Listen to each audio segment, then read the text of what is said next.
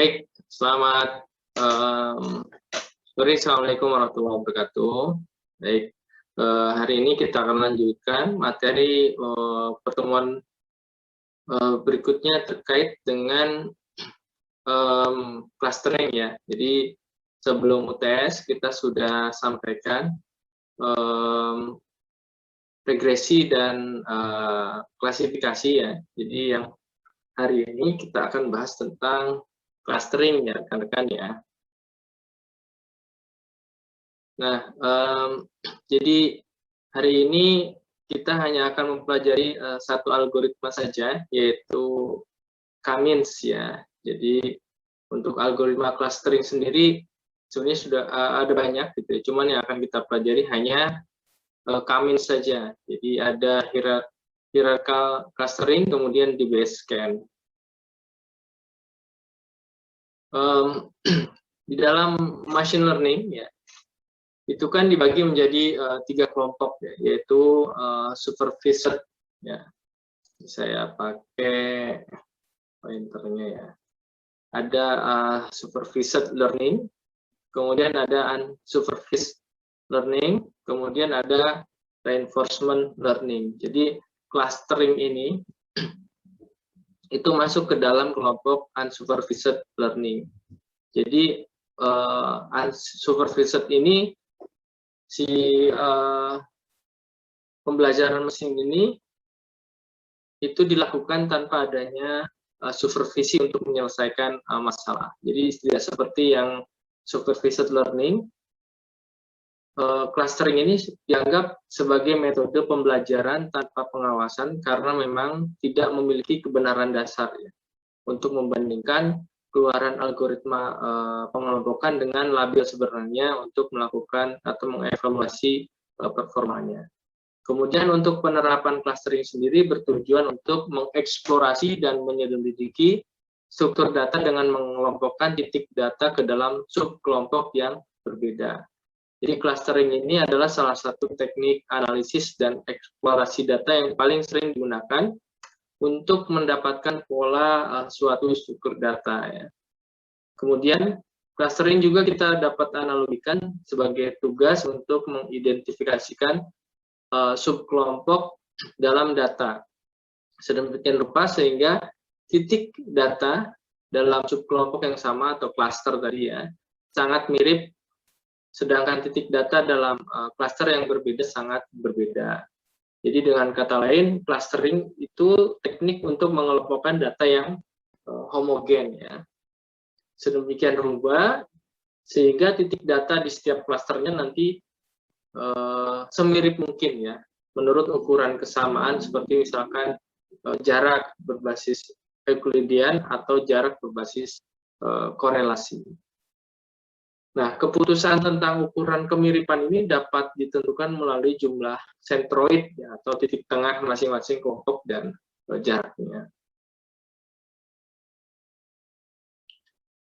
Analisis clustering sendiri dapat dilakukan berdasarkan fitur yang telah ditentukan untuk menentukan nantinya subkelompok berdasarkan fitur atau berdasarkan sampel. Sebagai contoh, misalkan ketika kita memiliki data mahasiswa dalam satu angkatan yang berisi nanti ada nilai kuis, UTS, UAS, serta jumlah kehadiran dari seluruh mata kuliah, maka untuk penerapan algoritma clustering, kita dapat menganalisa kelompok-kelompok mahasiswa yang nanti memiliki nilai baik, nilai yang biasa saja, kemudian baik di semua mata kuliah atau mata kuliah tertentu, serta yang rajin menghadiri kuliah gitu ya. Jadi hasil pengamatan dari pengelompokan tersebut, kita dapat lakukan analisa sesuai dengan yang diinginkan. Artinya nanti kita dapat memberikan suatu dukungan keputusan.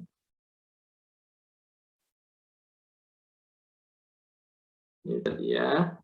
Jadi teknik clustering ini kita dapat lakukan tanpa ada supervisi ya.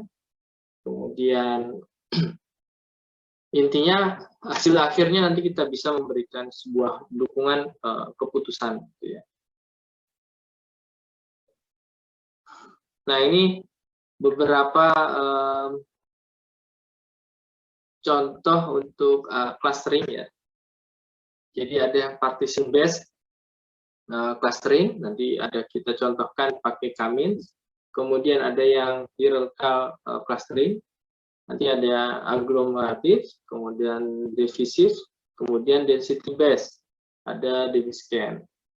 Jadi yang hari ini kita akan coba pelajari yaitu menggunakan K-means ya. Nah, kita lanjut atau langsung aja ke K-means ya. Jadi K-means ini algoritma clustering yang bersifat iteratif ya. Jadi dia akan melakukan pengulangan yang nantinya akan mencoba mempartisi dataset menjadi subkelompok ya. Jadi ada nanti kita lakukan non-overlapping berbeda untuk ditentukan setiap K atau clusternya. Di mana nanti setiap titik data hanya dimiliki oleh satu kelompok. Jadi K-means ini nanti kita buat titik data intra-cluster semirip mungkin sambil dengan titik data yang lain pada satu cluster. Jadi K-means nanti menerapkan poin data ke cluster sedemikian rupa sehingga jumlah jarak nanti kuadrat antar titik data dan pusat massa clusternya ya, atau rata-rata aritmatika dari semua titik data yang masuk dalam cluster itu berjumlah seminimal mungkin. Ya. Semakin sedikit variasi yang kita miliki dalam cluster, nanti semakin homogen atau serupa titik data dalam cluster yang sama. Nah ini langkah-langkah metode K-means-nya. Jadi yang pertama kita memilih jumlah cluster awal atau K yang ingin dibuat. Misalkan contoh di dalam gambar ini itu terdapat terdapat dataset 2 dimensi ya di sini ya. Jadi dalam grafik ini ada dataset 2 dimensi.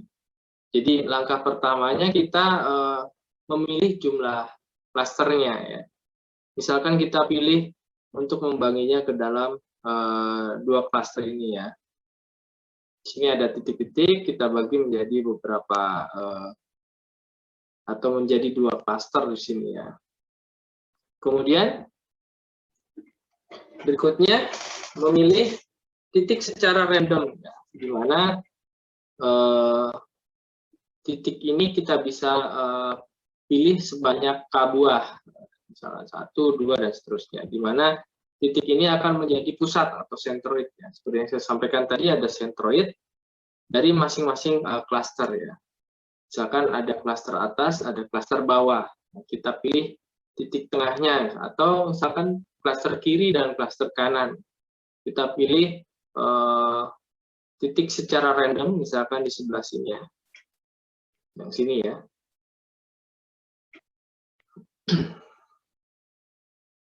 Kemudian dalam satu klaster tersebut kita lihat satu titik pusat. Jadi kalau kita pilih 2 titik cluster di sini yang merah dan hijau gitu ya. Nah, nantinya algoritma K-means ini akan merubah posisi tiap titik hingga mencapai solusi paling optimal gitu ya.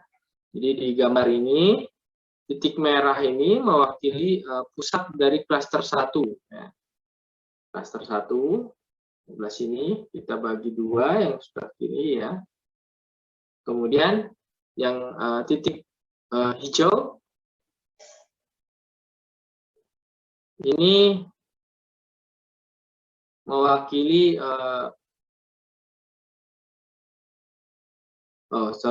jadi ada titik apa ini ya, titik merah di sini ya. Oke, titik merah kemudian titik hijau untuk klaster 2-nya ya. Jadi masing-masing kita akan dapatkan titik pusat atau sentroid yang paling dekat. Jadi jika sudah dipilih, maka data poin tersebut akan menjadi bagian dari klasternya. Nah, kemudian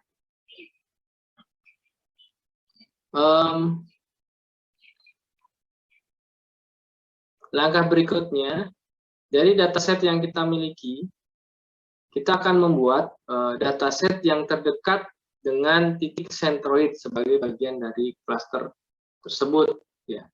Sehingga secara total nanti akan terbentuk klaster sebanyak K buah. Oke. Jadi ternyata tadi tidak sebelah kiri maupun sebelah kanan, tapi ikutin dari sini ya. Nanti kita akan buat klaster ya, klaster A dan klaster B gitu ya. Di mana klaster A titik merah ini sebagai sentroidnya, klaster B titik hijau ini sebagai sentroidnya ya. Jadi titik data yang diwakili dengan simbol X ya. Jadi ada X, ada Y, berwarna merah ini masuk ke klaster 1, warna hijau ini masuk ke klaster 2. Langkah berikutnya, kita akan mengkalkulasikan ya, dan menempatkan pusat sentroid yang baru untuk untuk menyempurnakan nilai sentroidnya atau menemukan sentroid yang baru gitu ya. Kemudian kita penghitungan jaraknya itu masing-masing dari titik data ke pusat klasternya. Nah, untuk menentukan jaraknya ya ke sini ya, misalnya dari titik merah ke yang baru ini sebagai sentroid baru ini, kita gunakan perhitungan menggunakan metode Euclidean distance. Gitu ya. Begitu juga yang hijau. Gitu ya. Nah, jadi ini ilustrasinya dari penghitungan jarak. Ya. Kemudian, terakhir dari dataset yang kita miliki ini, setelah kita ambil titik sentroid terdekat, maka secara otomatis dari perhitungan jaraknya kita bisa menjadi kita pisahkan menjadi sebuah klaster ya. Jika nanti masih ada data yang berubah atau ada kelompok yang pindah klaster, gitu ya, kembali lagi ke langkah keempat. Tetapi jika tidak, maka klaster yang sudah terbentuk itu sudah baik ya. Kemudian langkah terakhir dari algoritma Cummings ini yaitu melakukan pengecekan pada titik pusat atau sentroid tadi yang telah ditentukan sebelumnya. Jadi kita diminta untuk memilih titik pusat terdekat dan masuk ke dalam klaster tersebut. Jika masih ada perpindahan klaster, kembali ke langkah keempat. Kemudian seterusnya gitu ya, sampai kemudian algoritma Cummings tersebut akan mencari atau menemukan titik pusatnya. Sampai pembagian datasetnya optimum dan posisi titik pusat tidak berubah lagi. Nah, itu langkah-langkah untuk metode Cummings ya. Nah, dari langkah-langkah tadi yang sudah disampaikan, kita dapat menganalisa bahwa salah satu faktor yang krusial bagi baik tidaknya kita menggunakan algoritma Cummings ini, yaitu saat menentukan jumlah klasternya atau nilai K. Karena nanti hasil pengelompokan akan menghasilkan analisa yang berbeda untuk jumlah klaster yang berbeda juga. Jika terlalu sedikit K-nya ya, misalkan 2, maka pembagian klaster menjadi cepat ya. Jadi ada banyak data gitu ya, kita buat langsung 2 klaster, itu akan jauh lebih cepat ya. Nah, kalau misalkan jumlah klaster K-nya ya, kita bagi menjadi banyak, tentunya akan menambah waktu ya. Misalkan kalau K-nya 3, maka kita perlu ada informasi tambahan 1 klaster yang mungkin akan memberi kita informasi apa arti dari klaster ketiga ini. Atau misalkan jika K-nya 8. Jadi kita akan jauh lebih sulit untuk membuat analisa atau memilih dukungan keputusan dari hasil klaster tersebut. Ya.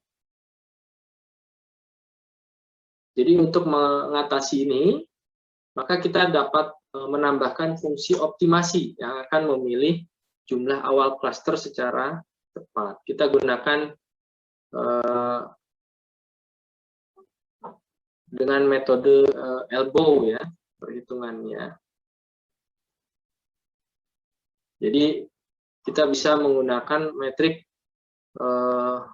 WCSS atau within cluster sum of square dengan perhitungan seperti ini ya.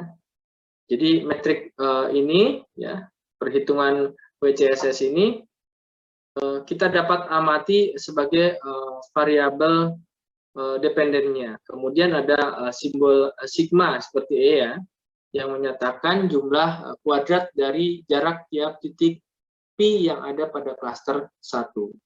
Kemudian sum of squares-nya atau jumlah kuadrat itu menandakan jumlah hasil kuadrat dari masing-masing jarak ya. Selanjutnya hasil penjumlahan klaster 1 ditambah dengan hasil kuadrat dari masing-masing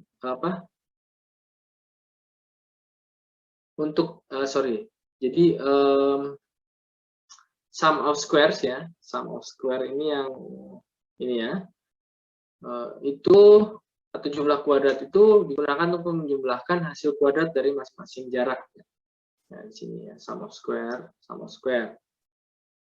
Kemudian hasil penjumlahan klaster 1 ditambah dengan hasil kuadrat dari jarak untuk setiap data point terhadap titik pusat klaster 2 dan seterusnya ya. Kemudian nanti kita bisa menyesuaikan jumlah klaster yang kita inginkan. Jadi ini klaster 1, ini klaster 2 dan seterusnya. Jadi misalkan kita punya 2 klaster. Jadi untuk mengetahui jumlah klaster yang paling baik, ya mau nggak mau ya kita harus uji coba dengan cara melihat perbandingan WCSS untuk 2 klaster, 3 klaster, 4 dan seterusnya. Jadi yang kita pilih adalah ketika perubahan nilai WCSS-nya sangat signifikan, seperti sebuah siku atau elbow.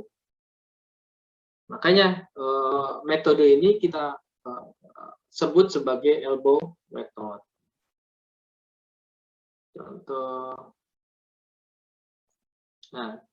Contoh perhitungannya di sini ya. Jadi kita bisa lihat grafik perhitungan WCSS untuk sebuah contoh dataset. Jadi semakin kecil skor WCSS, ya, maka semakin baik. Jadi sumbu X ini jumlah klaster ya, sumbu Y itu skor WCSS. Jadi bisa kita lihat misalkan kalau K-nya sama dengan 1, nilai WCSS sangat tinggi. Kemudian menurun sampai K sama dengan 5. Jadi seperti terlihat membentuk sebuah siku ya. Jadi mulai K6 sampai K10, penurunan WCSS itu sudah tidak signifikan. Dengan demikian, kita dapat mengetahui bahwa jumlah klaster yang tepat untuk grafik di sini yaitu 5. Ya. Itu 5. Karena ya tadi kita melihat elbow-nya atau sikunya.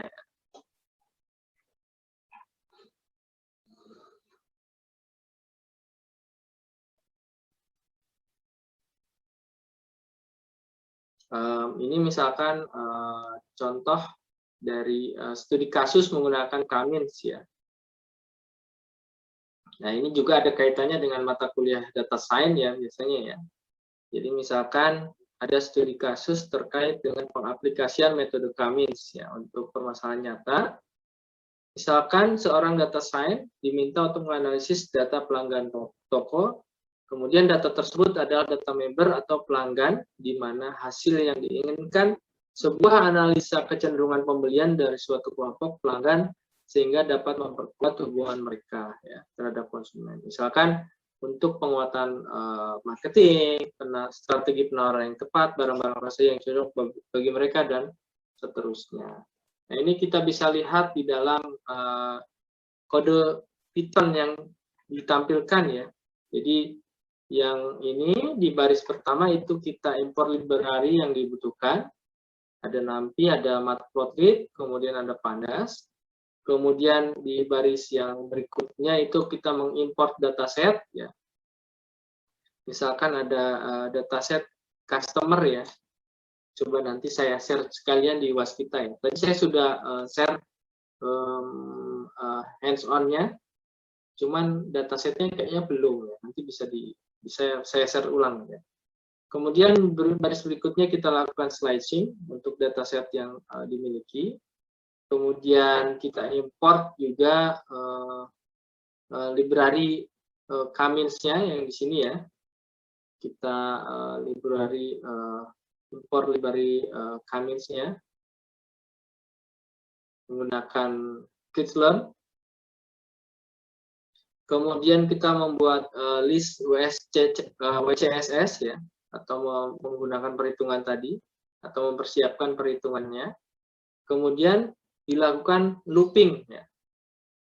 Looping dilakukan sejumlah 10 kali di sini. Jadi kita bisa lihat di dalam coding ini ditulis range-nya 1 sampai 11 ya. Jadi karena di Python ini looping terakhir dianggap sebagai hasil akhir ya, sehingga harus melebihkan 1 dari jumlah looping yang diinginkan. Jadi misalkan kita ingin iterasi sebanyak 100, maka dituliskan 1,100 gitu ya.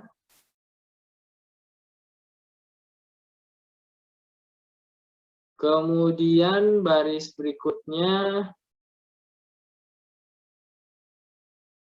kita menuliskan objek Kamins-nya pada algoritma Kamins ya.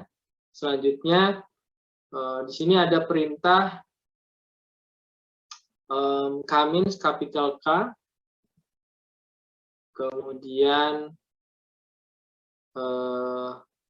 Kamins kapital K mana ya?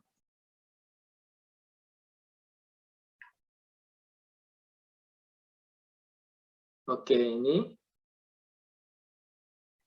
Kamins capital K dan M. Jadi ini merupakan kelas dari library Kamins yang diimport di line sebelumnya, terutama untuk line 11 ya. Dengan beberapa parameter untuk n clusternya ya. N clusternya di sini ya. Jadi n clusternya sambil saya lihat juga Python-nya yang di Jupyter ya.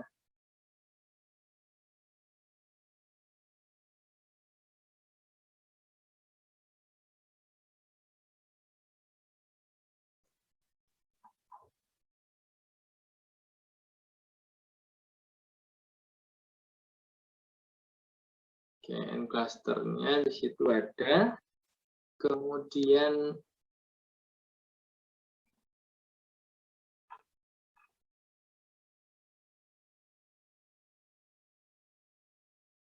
di situ ada apa lagi?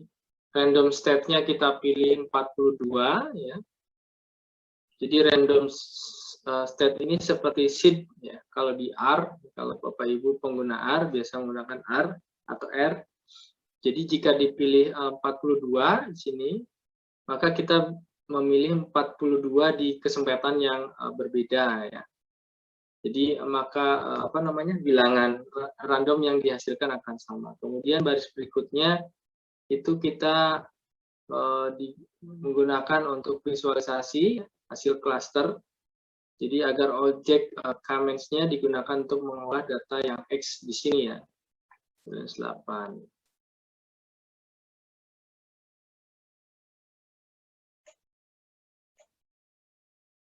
Append.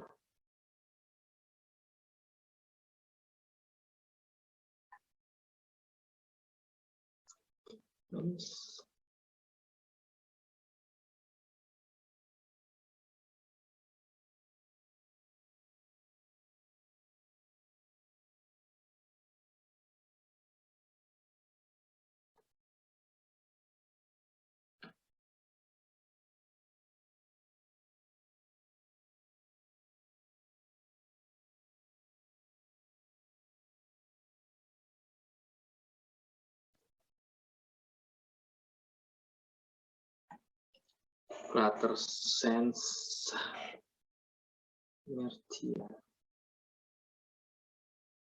Itu saya coba tampilkan untuk Jupyter Notebook-nya ya, sebentar ya Bapak Ibu ya. Saya stop share screen dulu.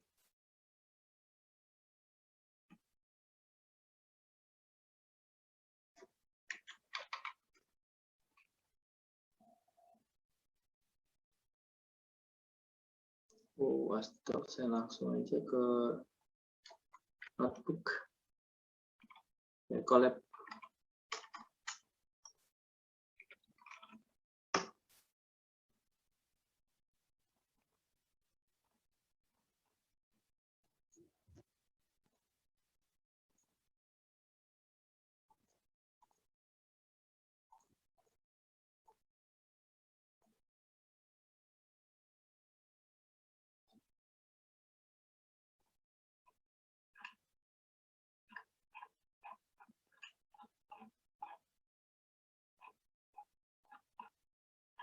Mana kamu?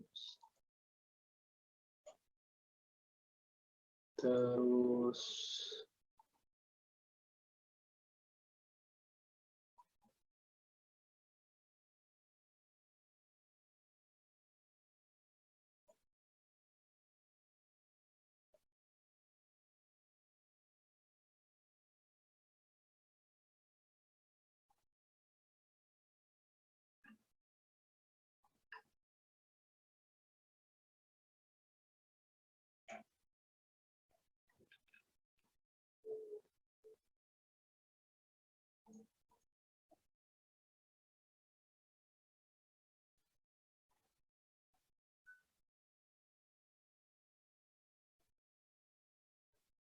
ya terlihat ya Bapak Ibu ya.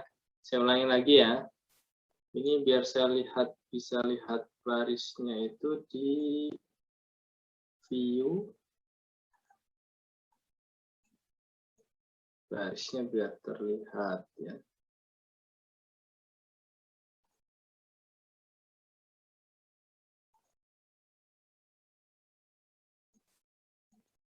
Nah, bisa terlihat ya. Kalau tadi yang di itu kan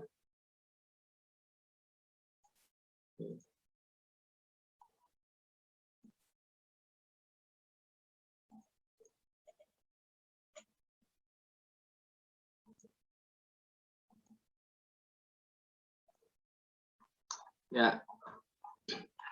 Saya ulangi lagi ya. Jadi yang baris ini ya, baris 2 sampai baris 4 kita import library, kemudian baris 7 kita import datasetnya ya, namanya customer.csv. Nanti saya coba share untuk di Waskita ya, Bapak Ibu bisa cek. Kemudian line berikutnya untuk line 8 ini kita slicing ya. Kita bagi untuk datasetnya berdasarkan location-nya. Kemudian baris 11 kita import library commits-nya. Baris 12 kita buat list untuk WCSS-nya, perhitungannya ya. Baris 13 ini kita buat perintah looping. Jadi looping yang kita lakukan di sini ada 10 kali ya, atau perulangannya sebanyak 10 kali. Kemudian baris 14 di sini kita buat menuliskan objek ya, commits-nya ya. Jadi di situ perintah pertama itu commits, jadi kapital K dan kapital M ya, yang merupakan kelas dari library commits yang diimpor dari ini ya, di line 11. Kemudian ada parameter n-cluster-nya ya di sini ya, n-cluster. Jadi n-cluster ini jumlah cluster, kemudian diikuti dengan parameter kedua untuk initiation, init, yang merupakan pemilihan jumlah K di awal. Jadi kita gunakan kelas K++ di sini. Kemudian parameter yang terakhir ini untuk random state-nya. Random state ini untuk atau kita pilih 42 dengan bilangan random yang nanti akan dihasilkan sama. Kemudian baris 15 ini kita akan mengolah data X ya, yang sudah kita definisikan tadi di line 8 di sini, X. Kemudian baris 16 ini kita gunakan WCSS untuk menuliskan perintah append ya. Jadi setelah WCSS ada append. Jadi append di sini metode di Python untuk menambahkan objek ya. Kemudian kita tambahkan juga algoritma WCSS dengan perintah comments.inertia ini dengan underscore ya belakangnya. Kemudian baris 17 itu perintah untuk menampilkan plot ya, sumbu X pada plot ya. Jadi jumlah klasternya 1 sampai 10 ya. Jadi range-nya karena 10 maka ditulis 11 ya, 11. Kemudian sumbu Y-nya itu skor WCSS yang ada di line 16 ini. Kemudian baris 18 sampai 20 itu perintah plot untuk estetika ya. Misalkan untuk sumbu X kita beri nama cluster number, sumbu Y kita beri nama WCSS ya. Kemudian baris ke 21 kita ingin memvisualisasikan dari plotnya. Kemudian di baris ke 25 ya, mulai 25 ini kita akan melakukan prediksi seperti apa pengelompokan klasternya jika kita pilih K sama dengan 5 ya. Klasternya di sini K sama dengan 5 ya.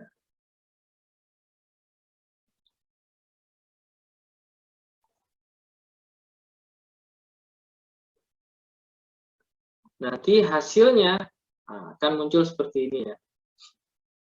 Akan muncul seperti ini. Jadi di grafik ini kita amati bahwa grafik ini terdapat siku ya. Siku di mana? Di klaster 3 di sini ya. Siku, ada siku di klaster 3 dan di klaster 5. Nah, dari sini sebenarnya kita bisa simpulkan bahwa klaster yang optimum itu ada di klaster 3 dan klaster 5. Makanya dinamakan sebagai elbow method. Jadi ada siku di sini, kita pilih 3, klaster 3 dan klaster 5. Jadi klaster 3 dan klaster 5 itu merupakan klaster yang optimum. Kemudian di sini juga kita buat clustering ya, kaitannya sama year salary sama expense ratingnya ya. Kita buat di sini. Nah, jadi pengelompokan dataset yang sudah kita buat tadi kita bagi menjadi 3 dan 5 klaster ya. Kalau di sini ada 5 klaster. Yang 3 nggak muncul ya. Nanti coba Bapak Ibu coba saja yang 3 klaster itu hasilnya. Kalau yang punya saya di 3 klaster, kayaknya di PDF ada ya. Yang 3 klaster itu biru, pink sama merah. Kalau yang 5 klaster ini ya. Jadi ada yang biru muda, biru, hijau, merah, sama pink. Jadi kita bisa amati, kalau kita kelompokkan dataset menjadi 3 dan 5 klaster, hasil dari pengelompokan tersebut dapat kita gunakan sebagai dukungan keputusan untuk menentukan strategi yang dituju untuk pemilik toko ya, karena kita pakai dataset namanya customer, terhadap pelanggannya. Misalkan yearly salarinya bagaimana, expense ratingnya bagaimana. Baik, Bapak Ibu ada tambahan sedikit gitu ya. Jadi tadi kita sudah melihat bagaimana hasil dari klaster ya, di mana tadi klaster 3 dan K3 dan K5 ya, di mana K3 dan 5 ini yang paling optimum ya. Kalau Bapak Ibu bisa lihat gitu, karena sikunya itu kalau pakai elbow method itu ada di K3 sama K5. Untuk pilih yang mana antara 3 dan 5 itu ya nanti kita bisa evaluasi lagi ya Pak Ibu. Jadi untuk evaluasi lagi kita bisa menggunakan siluet ya. menggunakan siluet analisis untuk menentukan K mana atau klaster mana di antara klaster yang sudah kita buat itu yang paling optimal gitu ya. Nah, ini saya akan tunjukkan, mudah-mudahan terlihat ya, tentang penggunaan siluet ini. Nanti bisa saya share. Ini saya ngambil dari GitHub-nya punya CleanFile ini ya, tentang K-min cluster ini. Jadi di sini kita bisa tentukan siluet analisis untuk K-min clustering di dataset Iris ya. Iris ini dataset yang paling populer itu ya. Nah, di sini kita bisa lihat hasil siluet skornya untuk cluster 2, 3, 4 sampai dengan 7 ya. Jadi ini beda dari materi yang sebelumnya itu ya. Ini tambahan gitu ya. Tadi saya lupa menginformasikan kepada Bapak Ibu terkait dengan siluet skor ini ya. Jadi dari sini kita bisa melihat hasil dari siluet skornya ya.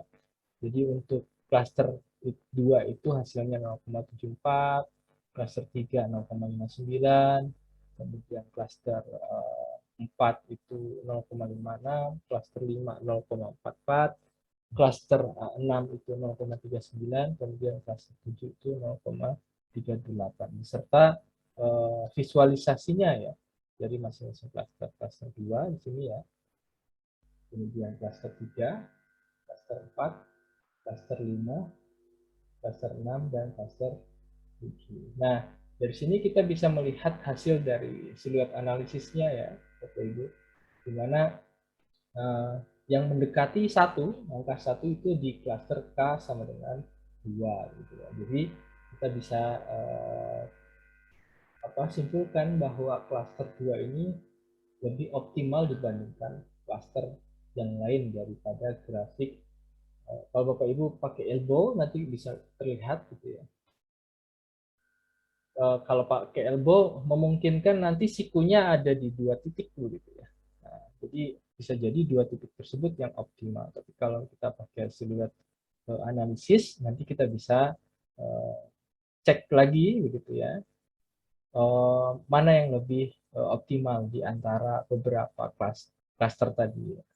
Nah, ini nanti saya share Bapak Ibu di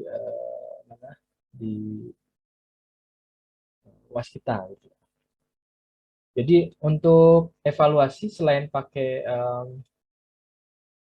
siluet analisis, kita juga bisa pakai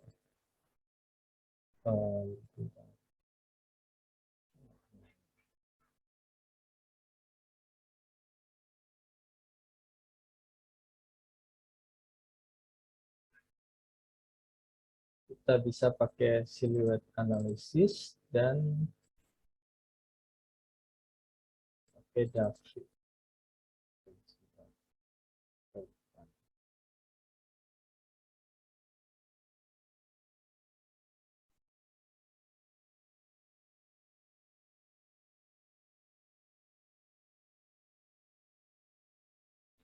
Oke, pakai Davis Baldwin Index ya. Barangkali nanti lain kesempatan kita akan coba tentang Davis Baldwin Index ya. Jadi seperti yang kita tahu untuk parameter evaluasi itu dibuat berdasarkan tasknya ya. Misalkan untuk klasifikasi kita bisa pakai evaluasi misalkan akurasi, presisi, recall atau sensitivity, kemudian specificity atau F1 measure juga bisa. Tapi untuk yang task regresi kita bisa pakai parameter evaluasi misalnya pakai MSE atau mean squared error atau MAPE, mean absolute percentage error. Tapi kalau untuk task clustering ini kita pakai K-means, kita bisa pakai parameter evaluasi menggunakan siluet score sama Davis Baldwin Index. Oke. Nah, yang terakhir Bapak Ibu, di dalam materi ya, saya coba buka. Jadi ada tugas Bapak Ibu, tapi bukan untuk yang pekan ini, tugasnya untuk yang pekan depan gitu ya.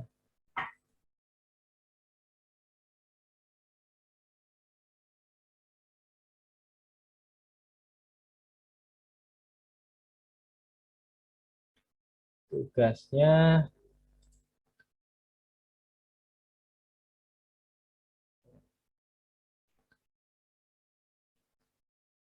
nah, jadi pekan depan Bapak Ibu kita akan ada presentasi untuk model machine learning ya Bapak Ibu. Nah, jadi masing-masing kelompok nanti bisa mempresentasikan terkait dengan model yang sudah saya tentukan di sini. Jadi Bapak Ibu bisa mempresentasikan model machine learning itu base-nya dari paper boleh ya. Dari paper boleh atau Bapak Ibu bisa cari sumber referensi yang lain selain dari paper, misalkan mau buat makalah sendiri juga boleh gitu ya. Jadi kalau dari paper berarti tinggal presentasikan paper saja ya. Jadi yang dipresentasikan apa? Yang pertama yaitu definisi ya. Definisi dari masing-masing algoritma ini. Kemudian yang kedua, langkah-langkah penyelesaian algoritma beserta contoh atau studi kasus dan penjelasannya. Misalkan ada file Python-nya itu lebih baik. Artinya Bapak Ibu nanti bisa menjelaskan sekalian juga mempraktekkan gitu ya. Kira-kira langkah penyelesaian algoritmanya itu seperti apa. Kemudian yang ketiga, Bapak Ibu diminta untuk menyebutkan kira-kira baiknya dari masing-masing algoritma tersebut, parameter evaluasinya itu menggunakan apa ya. Tadi kan sudah saya sampaikan. Jadi masing-masing ada parameter evaluasinya. Misalkan untuk klasifikasi tadi bisa pakai MSE. Untuk regresi, kebalik. Untuk regresi tadi untuk kita bisa pakai MSE, mean squared error, atau klasifikasi tadi bisa pakai one score dan seterusnya. Kalau untuk clustering, barusan kita sudah sampaikan terkait dengan siluet analisis. Ya. Atau pakai elbow method tadi juga boleh, atau pakai David Pullman tadi ya. Nah, jadi ini pembagiannya Bapak Ibu dari masing-masing kelompok. Jadi kelompok 1, 2, dan 3 itu Bapak Ibu fokus di klasifikasi ya.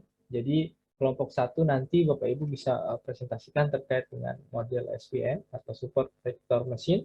Kemudian kelompok 2 itu tentang decision tree, kelompok 3 tentang naive Bayes classifier ya.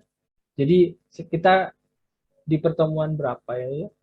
4 atau 5 saya sudah sampaikan tentang regresi, cuman logistik linear linear logistik sederhana ya. Atau linear logistik. Oh ini yang regresi ya. Tetapi yang klasifikasi kemarin saya coba sampaikan tentang KNN ya. Nah, yang di clustering ini tadi kita sudah sampaikan tentang K-means ya. Jadi yang klasifikasi kelompok 1 dapat SVM, kelompok 2 decision tree, kelompok 3 naive Bayes classifier. Untuk yang kelompok 4 dan 5 itu tentang regresi, ada support vector regression, kemudian random forest regression. Kemudian untuk yang kelompok 6 dan 7 itu di clustering. Kelompok 6 pakai hierarchical ya, itu susah. Kemudian kelompok 7 pakai di Bayesian ya, di mana masing-masing tadi Bapak Ibu harus membuat slide kemudian di upload nanti di mana di Waskita. Kemudian sebelum itu Bapak Ibu masing-masing kelompok cukup satu orang saja yang upload ya di Waskita, tidak usah semua. Nanti saya buatkan assignment-nya, minggu depan kita presentasikan. Nah, setelah Bapak Ibu sudah paham tentang model yang ada dalam machine learning, di pertemuan berikutnya setelah nanti dengan Dr. Val, kita akan coba mengimplementasikan dari model yang akan kita bangun gitu ya. Kalau besok rencananya saya contohkan kita penggunaan tentang Heroku ya Bapak Ibu ya. Jadi kita bisa mengimplementasikan model yang kita bangun. Kalau di lokal kita bisa pakai Flask, tapi kalau di online kan kita pakai Heroku ya, Heroku App. Saya kira itu Bapak Ibu. Terima kasih.